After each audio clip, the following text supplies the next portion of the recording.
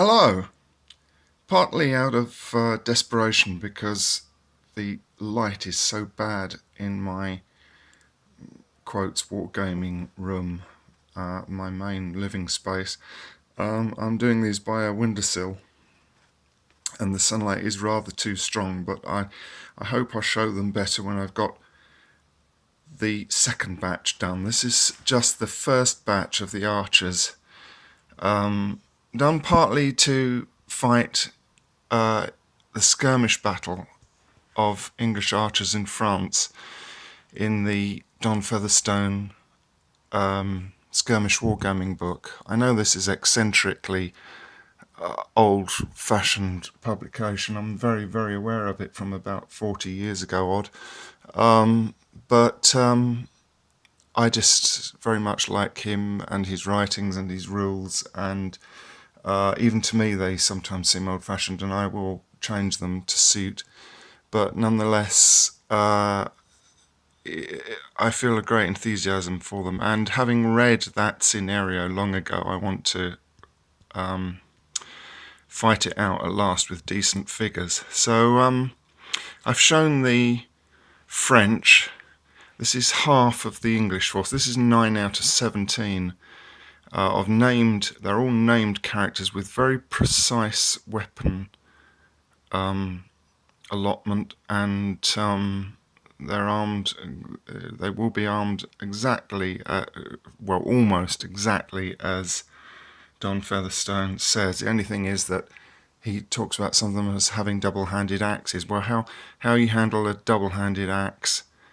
Only 2 or 3 of them, but how you handle a double-handed axe when you've got a longbow, a strung longbow, presumably when you're sallying out from a castle to spike a bombard, I wouldn't know really. So I've given them somewhat smaller axes, which are the ones provided in the Perry set, hung on their belts.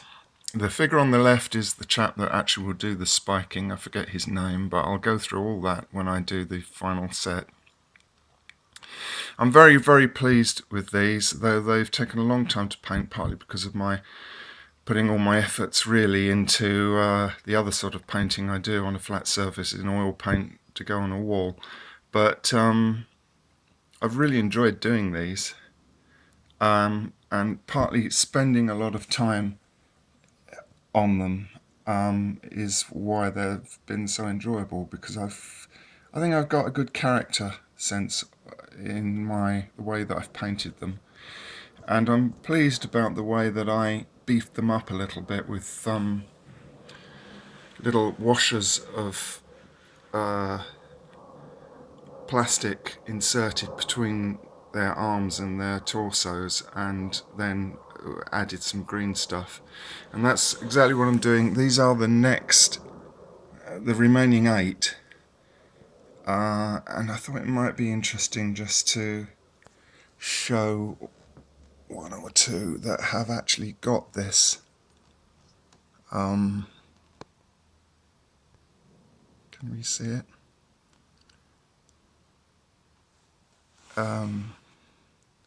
Very hard to see, sorry about that.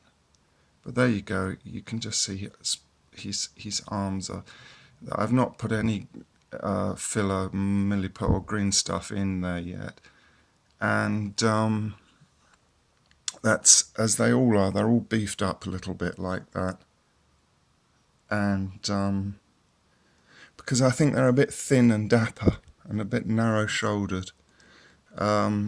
They're beautifully elegant figures in terms of normal human proportion, but archers, as I said before, you know, they've trained all their lives, and they need to look a little bit beefier, it seems to me.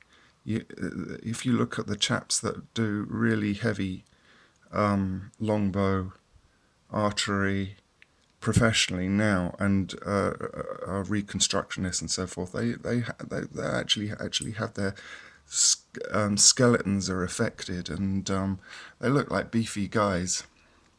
And these have got their acadons and you know, padded armour, and in a few cases they've got chainmail as well.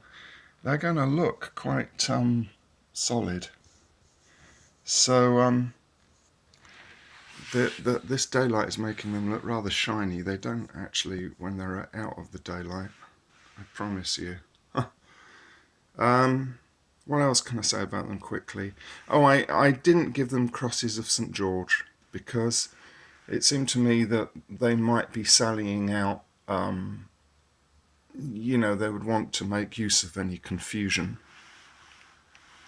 And they might not have those. And I don't much like the cross of St. George. It reminds me too much of football and so forth. And I think that the patron saint of England should be the original patron saint of England anyway, which is St. Edmund.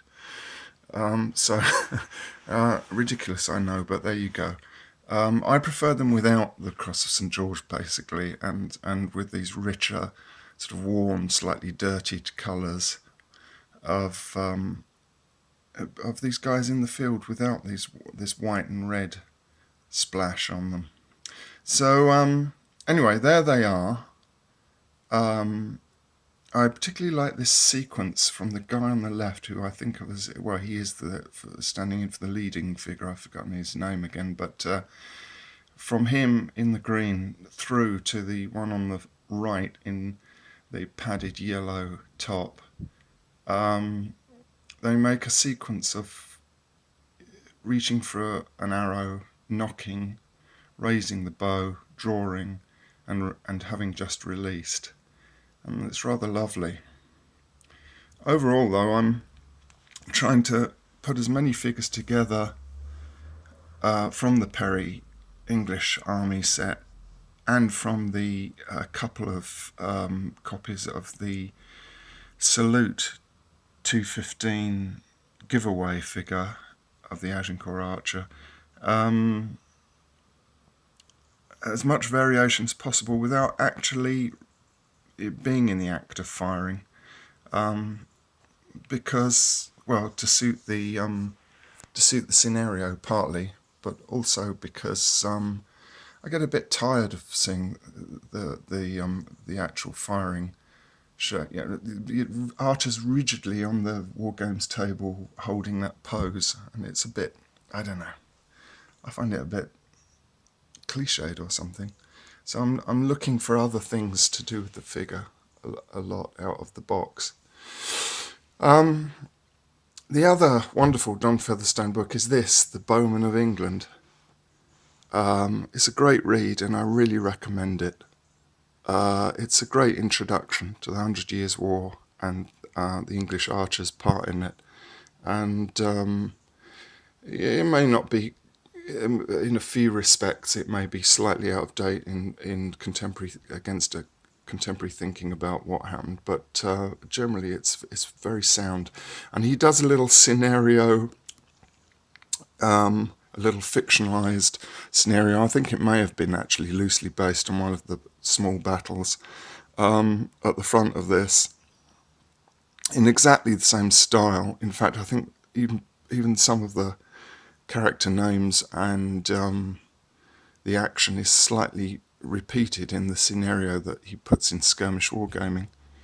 At the beginning, anyway, a little fictionalized account, factionalized, maybe I should say. Great book. I am desperately, in a way, trying to now push on with these remaining archers and get on with this, so that I can also fight with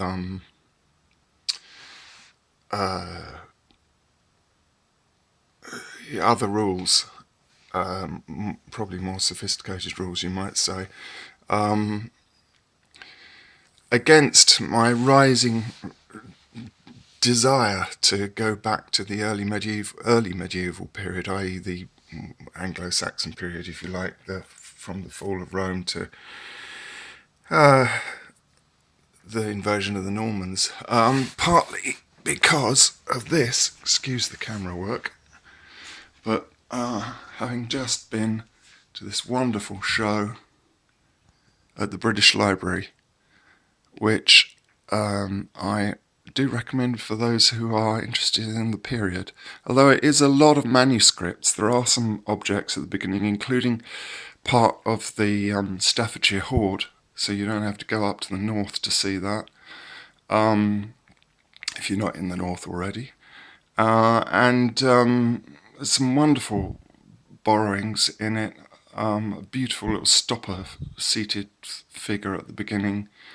Things from the Sutton Hoo collection, but mostly it is manuscripts, and it is a very rare chance that you can get to see together lots of absolutely quintessential Anglo-Saxon manuscripts, including this one surviving copy of Beowulf, which nearly died in a fire, along with lots of other manuscripts, was rescued, thankfully, or he wouldn't have Beowulf.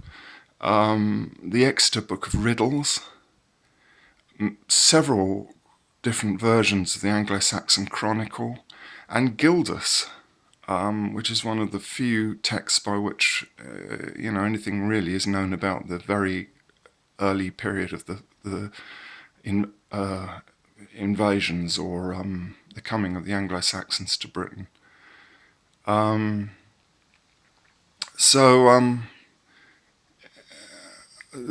of the manuscript illustrations and the letter forms and so forth are absolutely beautiful. I'd imagine some people would find it rather boring to be looking at manuscripts that probably you can't read because they're in Latin or Anglo-Saxon, although I can translate a little bit from the Anglo-Saxon myself. But I have to say it's thrilling for me to just look at these things without that, because there's a sort of voltage that they let off of historical immediacy, which is fantastic. And I love the whole Anglo-Saxon culture thing that you really get a feeling from it. Anyway, so that's a good show. It's on for some time at the British Library. Anyway, I'll stop waffling now. Thanks a lot for watching. Please like and subscribe if you will. See you again on the next one. Bye.